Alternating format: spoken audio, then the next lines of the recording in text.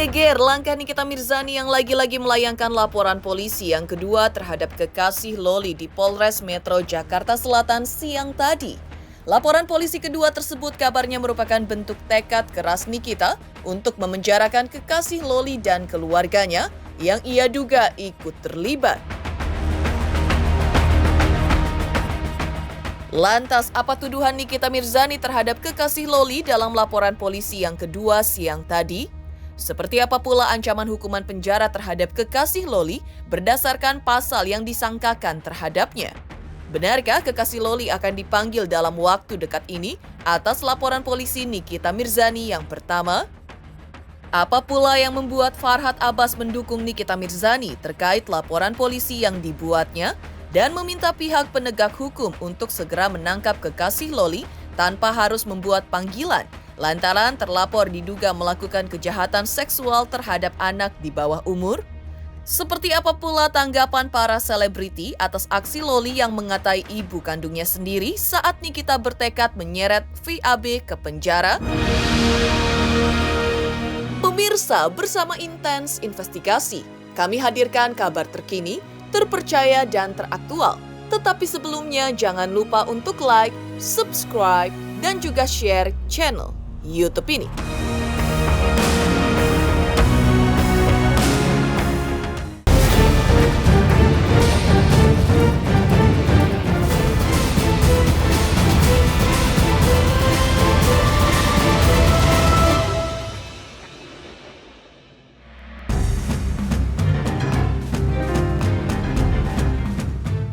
Nikita Mirzani menepati janjinya akan membuat laporan polisi untuk kedua terhadap kekasih Loli ke Polres Metro Jakarta Selatan. Ya, siang tadi Nikita didampingi kuasa hukumnya Fahmi Bahmid mendatangi Polres Metro Jakarta Selatan untuk melayangkan laporan keduanya terhadap kekasih Loli. Rencana Nikita Mirzani membuat laporan polisi yang kedua terhadap kekasih Loli sebenarnya sudah terungkap kemarin ketika Nikita tiba-tiba muncul saat Rasman Arif Nasution tengah melakukan panggilan video dengan sejumlah awak media. Diungkap pula Nikita bahwa dari laporan polisi kedua tersebut, tuduhannya yang ia layangkan adalah terkait dugaan kekerasan terhadap putrinya dan juga video asusila. Saya akan ke atas untuk mengetahui proses yang sudah terjadi, termasuk hasil daripada visum dan sebagainya. Informasi Niki memang mau hadir. Tadi kemarin sih ya dia menyampaikan kepada saya tadi pagi, bilang ya udah saya duluan aja deh untuk berbicara dengan penyidik terkait dengan proses ini, mungkin juga terkait dengan anaknya yang bernama Loli. Kalau bukti baru itu sebetulnya buktinya ada di atas. Kalau laporan baru sementara saya simpan dokumennya karena nanti akan, kalau dilaporkan sekarang itu akan menjadi bersamaan. Jadi kita tunggu satu proses berjalan, nanti kita buatkan laporan lagi. Sehingga hidupnya memenuhi laporan-laporan terus. Nah, biar habis. Hari ini dipanggil sama Ibu Kanit dari PPA, Bu Norma, guna melengkapi, apa Bang? Jadi gini, ada proses pemeriksaan tambahan sedikit saja, nggak banyak, tapi memang harus dilakukan terhadap Nikita sendiri. Nah, Nikita diharapkan hari ini hadir, dan ada beberapa hal yang memang nanti akan disampaikan kepada Niki dari hasil temuan daripada penyidik. Hari ini ada saksi yang luar biasa sekali, yang di luar perkiraan saya, tiba-tiba dia mau. Dan dia yang banyak tahu, bukan berkomunikasi via HP atau WhatsApp, dia bersama-sama dengan Loli. Siapa? Biar saja saya harus lindungi namanya. Menguntungkan sih. Versi kamu seperti apa Niki? Ya sudah, intinya di penjara aja. Nah, itu makanya jangan ditanya, masuk penjara lagi nanti dia. Ya kan dia nggak ada perlawanan, gimana gue mau laporin si pura-pura ninja turtle itu? Kan gue bilang satu keluarga gue boyong semua masuk ke penjara.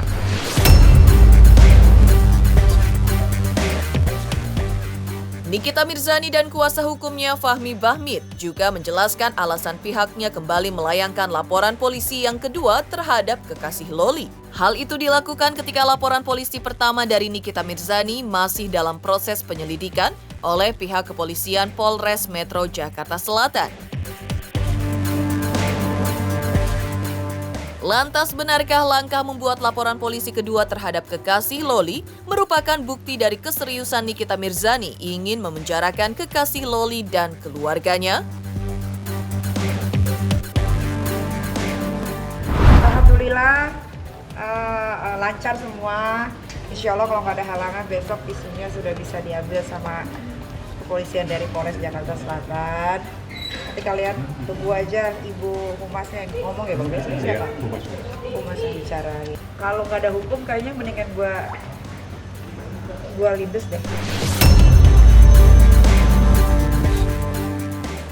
Kalau nggak ada hukum di Indonesia Hukum rimba ya? Iya, tapi karena ini sudah masuk ke ranah hukum, biarkan ini menjadi proses hukum aja. Iya. Sadis. Sadisnya seperti apa sih? Itu saja cukup sampai di situ. Bisa dibilang saksi kunci nggak sih ini Kak Diki? Ini kuncinya double, banyak kuncinya dia yang banyak tahu. Jadi dia yang banyak tahu. Jadi gini, ada beberapa saksi yang berkomunikasi melalui WhatsApp, tapi dia berkomunikasi langsung, bertemu dan berjalan bersama. Jadi dia yang menceritakan dari awal. Jadi ya itu yang dikatakan Niki, dia begitu mendengar, ini kalau nggak ada hukum ya selesai nih. Saya pakai hukum sendiri kan. Terus kalau ditanya apakah sudah bicara dari hati ke hati, belum. Karena emosinya belum stabil, masih butuh Ditenangkan lagi. ditenangkan. Makanya kan setiap hari ini psikolog semuanya dari Komnas Anak juga selalu datang, dan gue juga selalu ngecek bagaimana keadaannya hari ini, apakah sudah makan, apakah mau makan, pokoknya semuanya selalu komunikasi dengan baik sama orang yang jagain sekarang gitu. Sekarang kan juga dia nggak bisa lihat TV, dia nggak megang handphone, dia nggak bisa ngapa-ngapain. Dia harus tenang, ya Bang ya, harus tenang, harus mengendalikan emosinya dulu, baru nanti kalau kata orang dari Rumah Aman sudah oke, ya baru diadakan nanti pertemuan lagi. Banyak, makanya gue juga agak sedikit kayak kok ini orang-orang dewasa ini pada otaknya pada kemana ya gitu. Kalau maling aku penjara penuh deh kayaknya deh. Namanya maling nggak ada yang ngaku, tapi kan nanti kita buktikan aja kan, dari mutasi, transferan, apa segala macam bisa dibuktikan. Ya, kasus yang dilaporkan oleh NM hari ini untuk kuasa hukum datang ke Polres Jakarta Selatan, terutama ke penyidik, ya. Kemudian menanyakan hal-hal yang mungkin menyangkut kasus yang dilaporkan. Kemudian untuk visum, ya, untuk visum ke penyidik ke PPA sudah berkoordinasi dengan Rumah Sakit RSCM. Besok visum diberikan atau diserahkan ke penyidik PPA Polres Metro Jakarta Selatan. Kemarin kan sudah dilaksanakan, namun untuk laporan tertulis atau fakta yang diberikan oleh Rumah Sakit RSCM besok. Karena dari penyidik Polres Jakarta Selatan berkoordinasi dengan RSCM, besok fakta atau semuanya diberikan ke penyidik. Itu ya hasilnya, terutama hasilnya dari visum yang dilaksanakan kemarin.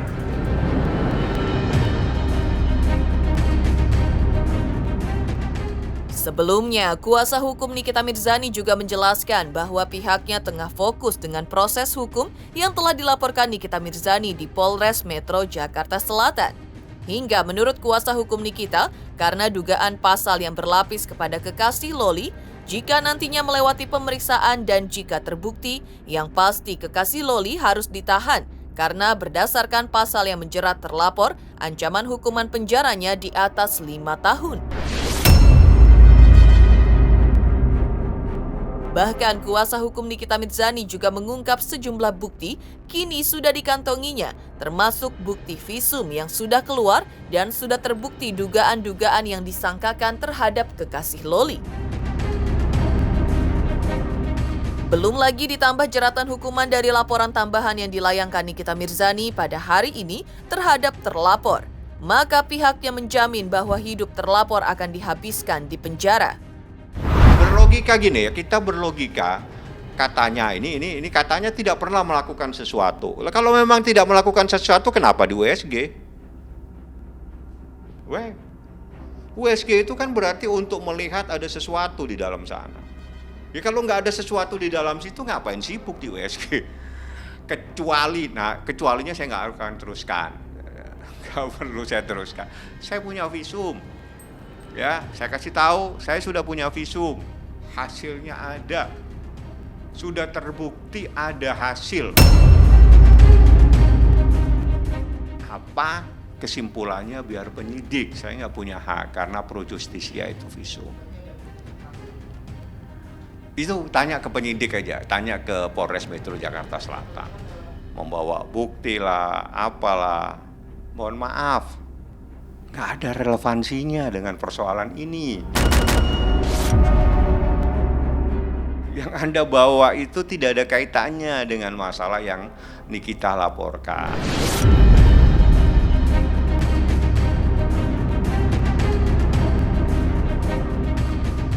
Jadi Anda membawa bukti, padahal bukti itu nggak ada relevansinya. Satu, bukti yang dilakukan oleh anak di bawah umur ya otomatis tidak mempunyai nilai pembuktian.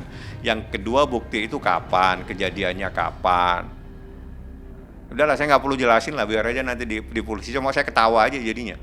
Jadi sebagai orang yang mengerti hukum, ini yang saya laporkan apa, terus kenapa sibuk membawa bukti. Jadi gini, kalau memang tidak, jadi kita berlogika ya, saya mencoba berlogika. Logikanya, kalau seseorang tiba-tiba tidak melakukan apa-apa, kenapa panik? Seseorang kalau tidak melakukan sesuatu, kenapa sibuk untuk membawa bukti-bukti, sehingga buktinya malah bingung dengan sendirinya.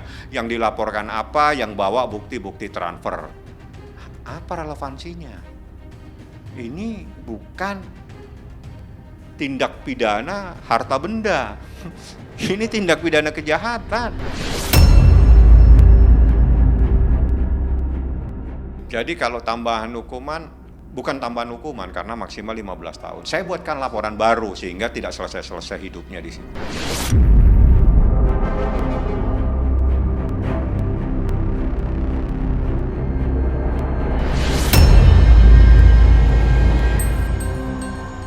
Ya, jadi kalau selesai dalam menjalani perkara ini, katakanlah dia menjalani satu sisi, satu perkara A, katakanlah ini belum selesai, kita kasih lagi perkara 1B. Nah, nanti biasanya itu di dalam masa penahanan, masalah proses ini itu dipecah. Ini dulu tidak dilaksanakan, proses penahanannya ini selesai baru masuk lagi. Jadi hidupnya tidak selesai-selesai. Iya, jadi proses hukumnya seperti itu. Satu dilaksanakan dulu, biasanya teknisnya begitu dari para penegak hukum. Satu laksanakan dulu sampai selesai. Begitu mau selesai satunya dimasukin, jadi nggak keluar-keluar. Untuk Fadel dan keluarganya, saya jamin kalian masuk penjara. Saya jamin. Fadel, kamu akan masuk penjara, kamu akan berhadapan dengan saya secepat mungkin.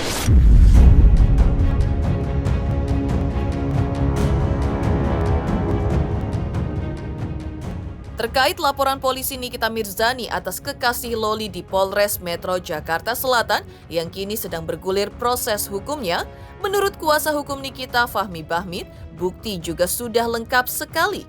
Mulai dari bukti pemeriksaan saksi beberapa waktu lalu hingga sejumlah bukti lainnya. Jadi menurut kuasa hukum Nikita Mirzani, terlapor yaitu kekasih Loli hanya tinggal menunggu waktu untuk dipanggil oleh polisi. Apalagi bukti-bukti dari laporan Nikita tersebut semakin kuat dengan nantinya Loli juga akan diperiksa dengan pendampingan Nikita Mirzani dan Fahmi sebagai kuasa hukum Nikita Mirzani. Ada, kemungkinan besar ada. Jadi saya lagi sinkronisasikan antara bukti-bukti tertulis, jadi kan bukti itu kan minimal 2 alat bukti. Jadi bukti tertulis dan saksi yang kita sinkronisasi. Tapi supaya kita itu fokus kepada masalah, sementara kita fokus kepada laporan yang saat ini ditangani oleh Polres Metro Jakarta Selatan. Berarti akan berencana ke Polres Jakarta Selatan? Insya Allah besok karena ada proses permintaan keterangan tambahan atau apa. Kita lihat aja seperti itu. Ya harus hadir, karena kalau misalnya yang diperiksa itu adalah Loli, wajib didampingi Niki dan wajib saya dampingi. Saya sebagai pengacara yang mendampingi, Niki mendampingi sebagai ibu kandungnya. Nggak ada, justru kalau kita nggak butuh dan tidak mau bertemu Nikita udah ngomong sama saya, tidak mau bertemu dan tidak butuh. Orang yang membuat anaknya menderita seperti ini dia nggak butuh. Jadi sekarang sering duduk di rumah, tunggu panggilan. Ya, jangan kemana-mana. Itu saran aja, duduk yang manis, minum teh. Tuh, jangan-jangan orang datang bawa panggilan. Geger langkah Nikita Mirzani yang kembali membuat laporan polisi untuk kedua kalinya terhadap kekasih Loli. Lantas seperti apa pula geramnya Farhad Abbas atas sikap kekasih Loli yang dinilainya tindak pidana kejahatan terhadap anak di bawah umur?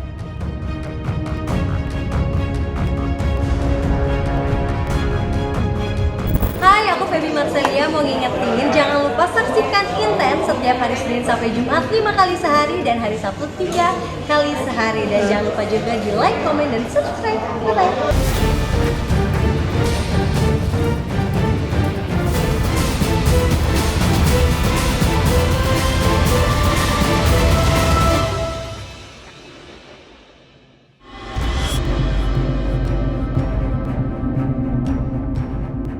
Prahara Nikita Mirzani versus kekasih Loli kini mendapat sorotan dari advokat Farhad Abbas.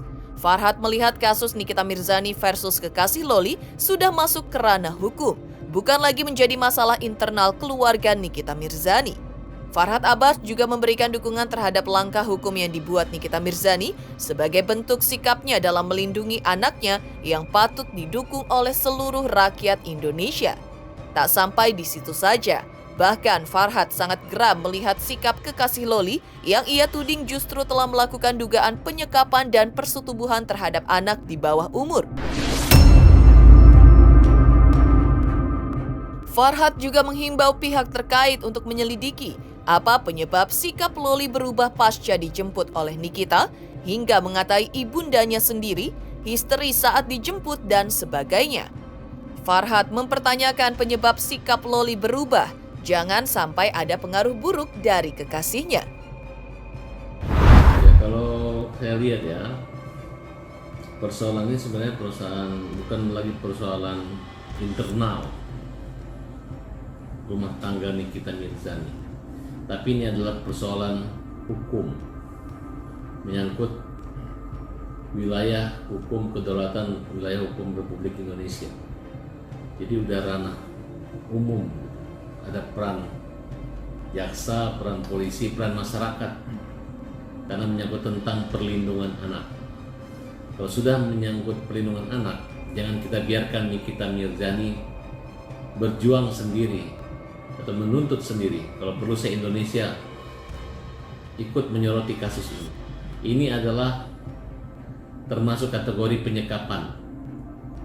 Boleh dianggap penculikan anak karena prosesnya ini harus melibatkan satpam masuk ke dalam apartemen gitu, dimana langsung diperiksa kepolisian kemudian udah dipisum juga gitu.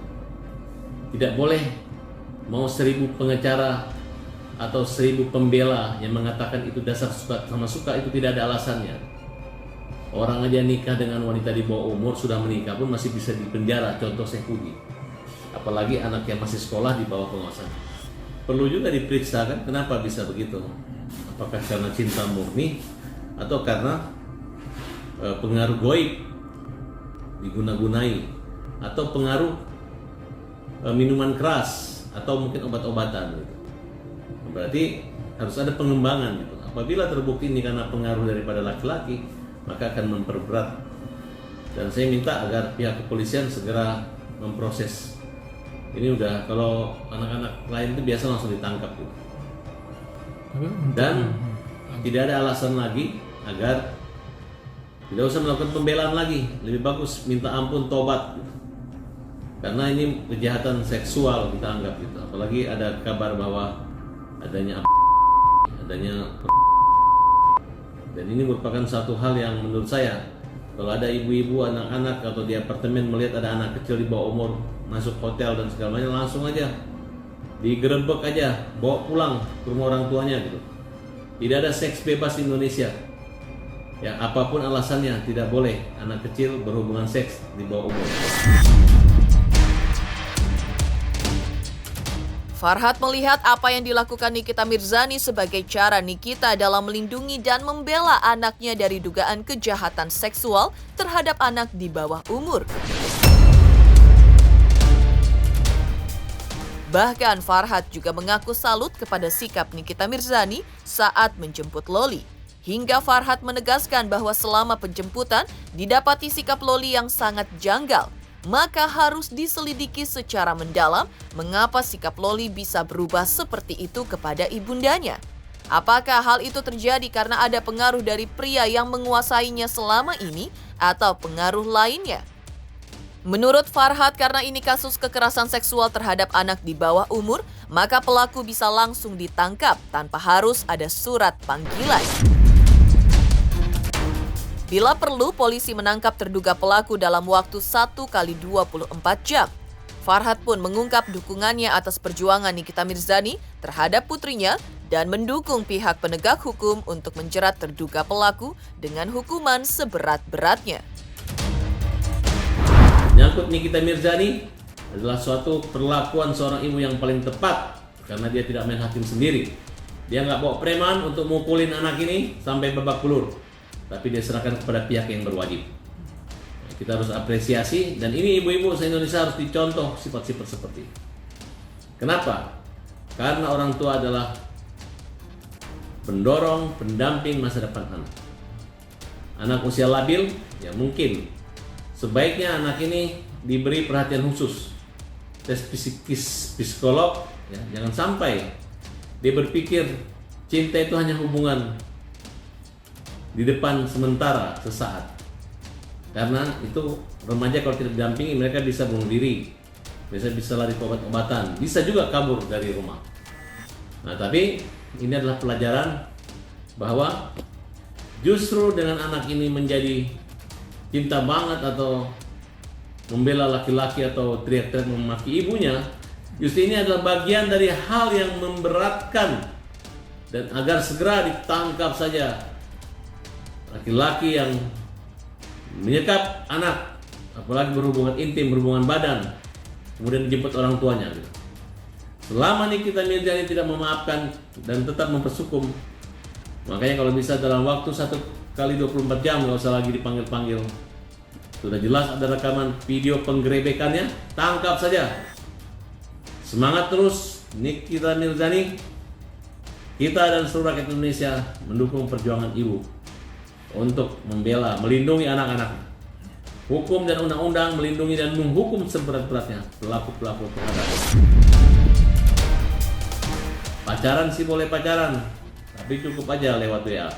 Cukup cinta monyet, bukan cinta orang dewasa, apalagi apalagi.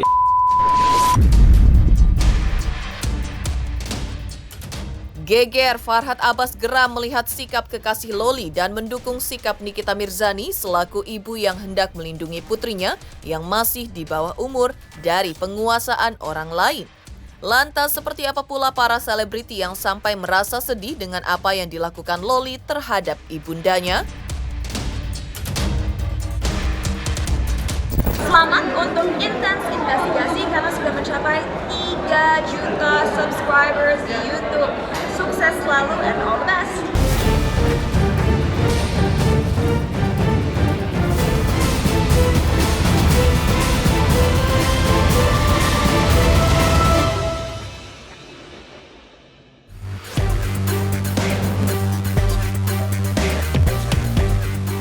Perseteruan Nikita Mirzani dengan Loli rupanya mendapat perhatian dari sesama selebriti. Adalah Jennifer Koppen dan Umi Kwari yang ikut menyoroti apa yang terjadi pada ibu dan anak ini. Khususnya aksi Loli yang melalui video yang diunggahnya ke sosial media mengumpat dan mengata-ngatai ibunya dengan kata-kata kasar. Jennifer dan Umi Kwari tampak merasa sedih dengan apa yang dilakukan Loli tersebut. Bahkan Umi Kwari sampai menangis, di mana ia dengan hanya membayangkan bahwa saat dirinya tidak akan bisa melihat ibundanya lagi, ia seperti tidak kuat menjalani hidupnya. Sementara itu, Jennifer Koppen sampai mengingatkan Loli bahwa apa yang dilakukan Nikita Mirzani selama ini sebagai bentuk rasa sayang dan cinta seorang ibu kepada anaknya. Dan Loli baru akan memahami apa yang dilakukan ibundanya kini ketika Loli kelak akan menjadi seorang ibu. Loli, kalau lo nonton nih, gue ngerti ada di posisi lo, Loli, karena gue pernah ngerasain ada di posisi lo. Tapi coba di saat-saat lo emosi itu lo ingat lagi, lo gak bakal ada di dunia ini kalau bukan karena ibu lo. Dan lo gak bakal ngerasain apa yang ibu lo rasain sampai nanti lo jadi orang tua. Gue dulu suka berantem sama nyokap gue, suka ngelawan nyokap gue. Namanya juga gue masih kecil, masih muda, masih labil ya. Gue kayak gak mau dikekang, gue maunya bebas, gue maunya ini itu, maunya keluar sama teman party, nyokap gue ngelarang, gue memberontak. Baru kerasanya tuh waktu nyokap gue udah meninggal ya Loli. Waktu nyokap gue meninggal, gue benar-benar ngerasainnya sejadi-jadinya. Gue ngerti lo emosi banget di saat ini, tapi gue emosinya gue sama nyokap gue nggak pernah ngatain dia pakai kata-kata hewan. Gue nggak pernah. Gue sampai shock ngeliat video dia. Kenapa ya?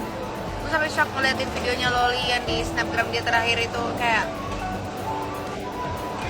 lo nggak bakal tahu rasanya jadi seorang ibu sampai lo jadi seorang ibu. Lo nggak bisa menjadi seorang ibu sampai lo menjadi seorang ibu. Karena di saat lo sudah menjadi seorang ibu baru deh lo tahu ya itu kenapa, lo tahu kenapa ibu lo dulu selalu ngelarang lo tahu kenapa ibu lo suka marah-marah, suka ini itu, karena mereka sayang. The fact that Nikita Mirzani aja masih ngejemput lo, it shows that she still loves you. Ya salah satu anak lah ya, pasti lagi rame juga yang sampai ngata-ngatain ibunya. Tapi gue netral aja, gue nggak mau ikut-ikutan juga. Agak sedih aja sih dengernya karena dia bisa sekasar itu gitu sama orang tuanya. Gue selalu ngebayangin, ya Allah kalau nggak ada manusia ini yang gue lihat setiap hari di muka gue tuh, gimana ya rasanya? Kayaknya dunia gue tuh berat banget gitu tanpa doanya dia. Kayaknya doa gue pun lama kalau nggak pakai doa nyokap gitu nembusnya. Masih butuh nyokap gitu, masih ada doa-doanya nyokap gitu loh. Kayak gue sedih aja sih gitu kalau ngeliat video anak lawan orang tua. Kayak dunia tuh tanpa mama kayaknya berat gitu loh. Nah ini sebenarnya buat siapapun sih, gue sedih aja karena video akhir-akhir ini banyak banget video yang melawan sama orang tua gitu. Yang ya gue juga banyak berantemnya sama nyokap, tapi untungnya nyokap gue juga mengerti dan gue juga tidak mau melawan karena gue cukup ngikutin aja apa katanya dia. Gue tidak tahu bagaimana di luaran sana hubungan antara anak dan orang tuanya. Ke sana bisa beli ini, bisa bapak gue minta apa ada gitu, keluarga gue butuh bantuan apa gue ada gitu. Apa kayak lo udah dikasih sama Allah rezeki yang bagus, yang baik gitu ya, yang ya udah lo tinggal ngejalanin hidup aja, lo bertingkah, tau nggak lo? Demikian pemirsa kabar terkini, terpercaya dan teraktual yang kami hadirkan hari ini. Saksikan terus Intens Investigasi setiap hari Senin sampai dengan Jumat, tayang 5 kali sehari. Pada Sabtu tayang 3 kali sehari, yaitu pada pukul 11 siang, 12 siang, 3 sore, 5 sore, dan 6 sore tentunya hanya di YouTube channel. Dan pastikan jangan lupa untuk like, subscribe, share, dan juga komen channel Intens Investigasi.